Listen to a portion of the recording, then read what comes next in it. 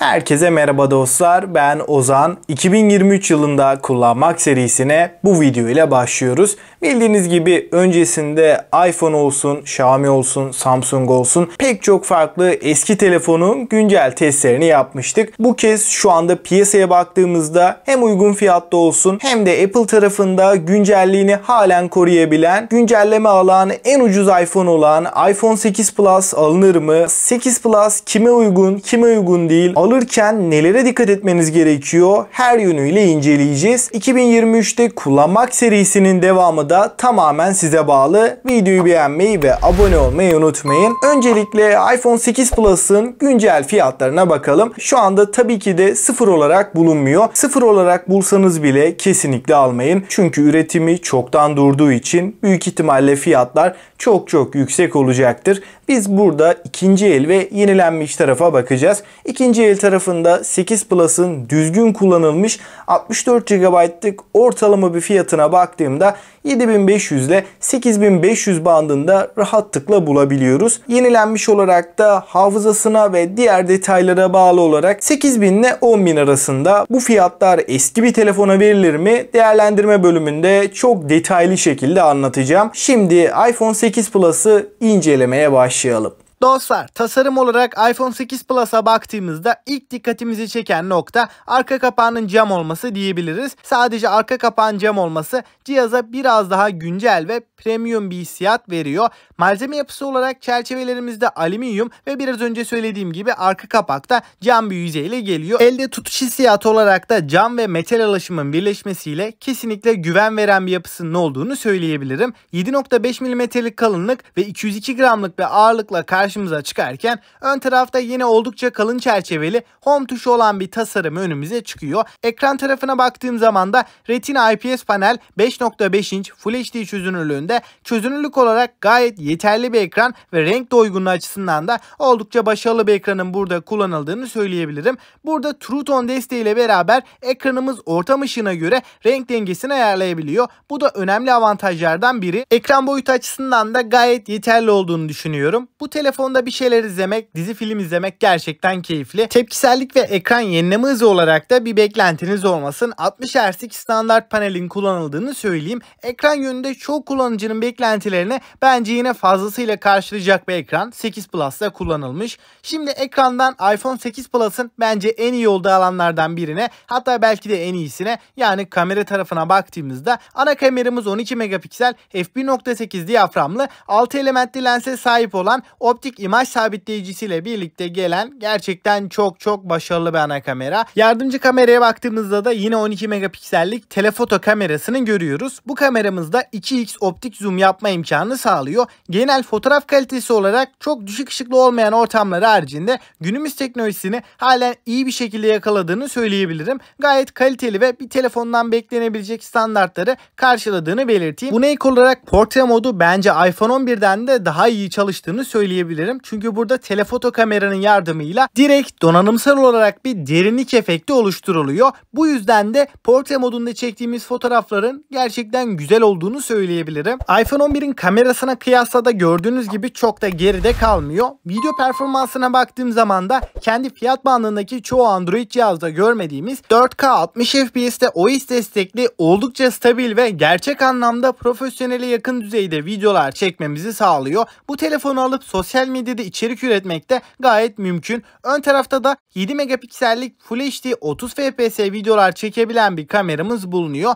Dostlar, açıkçası genel kamera deneyimi olarak kendi fiyat aralığındaki alınabilecek en iyi cihazlardan biri olduğunu düşünüyorum. iPhone 8 Plus'ın kamerası beni her anlamıyla gayet memnun etti. Şimdi donanım tarafına baktığımız zaman burada Apple'ın yapay zeka destekli ilk işlemcisini, yani A11 Bionic Yonga'sını görürken bu işlemcimize 3 GB'lık RAM eşlik ediyor. Depolama alanı da 64 ve 256 GB olarak önümüze çıkarken iPhone 8 Plus genel deneyim açısından bize halen amiral gemisi bir cihaz gibi performans verdiğini de belirtmem gerekiyor. Oyun tarafına baktığımda da PUBG gibi ağır bir oyunda akıcı grafiklerde net bir şekilde kayıpsız 60 FPS stabil deneyimi bize rahatlıkla verebiliyor. Burada ekranımızın dokunma hassasiyeti de gerçekten başarılı. Bu telefonda oyun oynamak kesinlikle keyif veriyor diyebilirim ama batarya performansı olarak çok iyi olduğunu söyleyemem.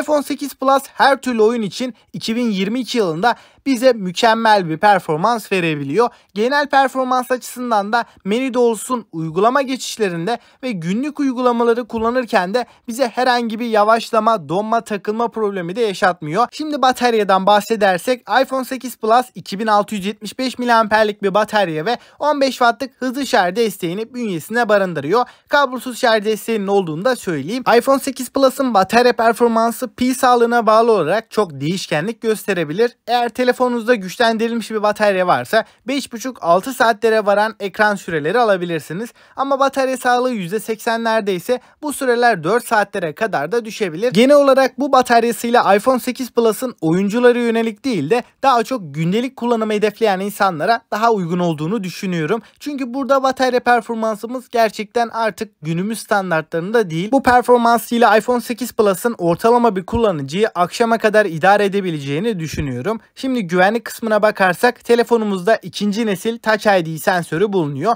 Parmağımızı dokundurduğumuz anda hızlı bir şekilde ekran kildinden kurtuluyoruz. Parmağımızı ara sıra algılamama veya bekletme gibi durumlar kesinlikle söz konusu değil. Hoparlör tarafına baktığımızda da telefonumuza stereo hoparlörler konumlandırılmış. Ses yüksekliği olarak da ses kalitesi olarak da başarılı bir performansı bizlere sunuyor. Özellikle oyun oynarken veya dizi film izlerken seslerin nereden geldiğini anlamamız konusunda bu hoparlörler bize bir avantaj sağlıyor. Yazılımdan da bahsedersek bu güncellemelerle telefonumuzda bir yavaşlama söz konusu değil. Halen stabil ve gayet akıcı bir arayüz deneyimi verdiğini söyleyebilirim. Suya ve toza karşı dayanıklılıkta da IP67 sertifikasıyla 1,5 metre suya 30 dakika boyunca dayanabiliyor. Dostlar, iPhone 8 Plus ile ilgili deneyimlerimden bahsedeceğim. Fakat öncelikle en önemli artı ve en önemli eksilerinden bahsedeyim. Tabii ki en büyük eksisi artık günümüze hiçbir şekilde yakışmayan oldukça kalın ekran çerçeveleri diyebilirim. Ancak tasarım olarak baktığımda halen premium segment üst seviye bir telefon olduğunu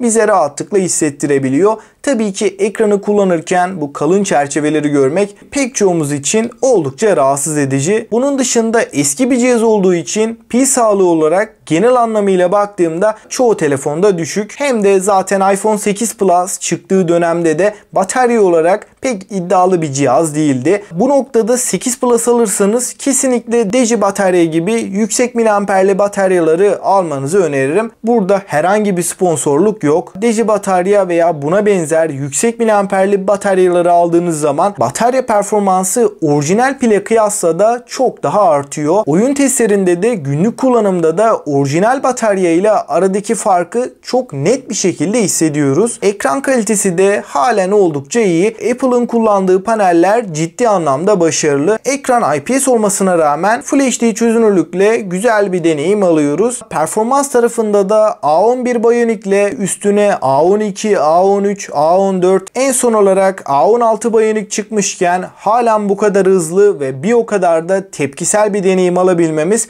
iPhone 8 Plus'ın en önemli avantajlarından. Şu anda bu fiyat bandında hiçbir telefonda 60 FPS stabil bir oyun deneyimi alamazken 8 Plus 6 yıllık bir telefon olmasına rağmen rahatlıkla stabil bir oyun deneyimi veriyor. 3 GB RAM, altını çizerek söylüyorum, iOS Apple ekosisteminde en az 3 sene daha yeterli olacaktır. Kamera konusunda gece çekimleri haricinde içerik üretimi için de normal bir kullanıcıysanız da hem fotoğrafta hem de videoda memnun kalacağınızı düşünüyorum. Gelelim en önemli konuya, yani güncelleme desteğine. Apple iPhone 7 ve 6s'in desteğini bir anda kesti. Yani 7'lerin bu senede iOS 16'yı almasını beklerken maalesef ki almadı. Ama ben bu sene Apple'ın eski politikasına döneceğini düşünüyorum. iPhone 8 Plus ve iPhone X birebir aynı donanıma sahip ki iPhone X gibi Apple'ın ikonik ve telefon dünyasını değiştiren iPhone X bence iOS 16'da kalmayacaktır. Hem 8 Plus hem de iPhone X'te iOS 17'yi görebiliriz. Ben yazılım anlamında güncelleme almayacağını varsayarsak bile en az 3-4 sene boyunca uygulama güncellemelerinde genel kullanımda yazılım olarak 8 Plus'ta hiçbir sorun olacağını düşünmüyorum. Uygun fiyatlı, büyük ekranlı, iyi kameralı ve uzun ömürlü bir telefon istiyorsanız iPhone 8 Plus şu anki fiyatıyla sıfır telefonları oranla da pek çok noktada bence halen mantıklı bir konumda. Ben 8 Plus 2023'te de halen alınır diyorum. Peki siz ne düşünüyorsunuz? Sizce 8 Plus almak mantıklı mı? Yoksa bu fiyatlarda Note 10 Pro gibi sıfır telefonlar mı alınmalı? Görüşlerinizi yorumlarda bekliyorum. Serinin bir sonraki telefonu ne olsun? Onu da yorumlarda yazmayı ve bu videoların devamı için de abone olup bildirimleri açmayı unutmayın. Bu videodan bu kadar diyelim. Bir sonraki videoda görüşünceye dek kendinize iyi bakın. Hoşça kalın.